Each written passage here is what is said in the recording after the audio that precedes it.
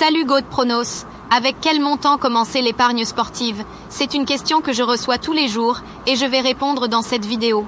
La réponse, elle n'est pas unique. Il n'y a pas une seule et bonne réponse. La réponse avant tout, c'est quel est le montant que vous êtes prêt à investir dans l'épargne sportive.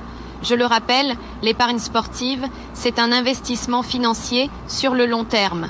Un investissement financier dans lequel il existe certains risques et donc un investissement financier dans lequel on va mettre de l'argent que l'on est prêt à perdre, de l'argent dont on n'a pas besoin au quotidien.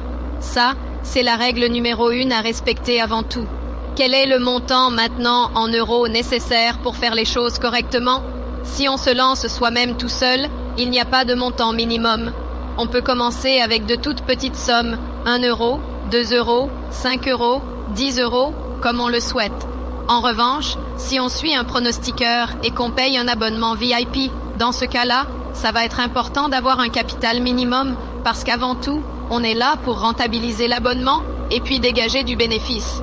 La réponse, c'est la suivante, c'est 100 euros. Moi, je vous recommande, si vous rejoignez un VIP, d'avoir au minimum un capital d'une centaine d'euros pour pouvoir faire les choses correctement, rentabiliser l'achat que vous avez fait pour le VIP et ensuite dégager du bénéfice. Donc voilà, pas de bonne réponse, mais il est important de retenir qu'on ne se lance pas dans l'épargne sportive avec de l'argent dont on a besoin au quotidien. Retenez bien ça, l'épargne sportive, c'est un monde dans lequel beaucoup de personnes perdent de l'argent pour de nombreuses erreurs. Et donc, faites attention, on se lance uniquement dans l'épargne sportive avec de l'argent que l'on est prêt à perdre. Retenez bien ça, abonne-toi pour plus de conseils.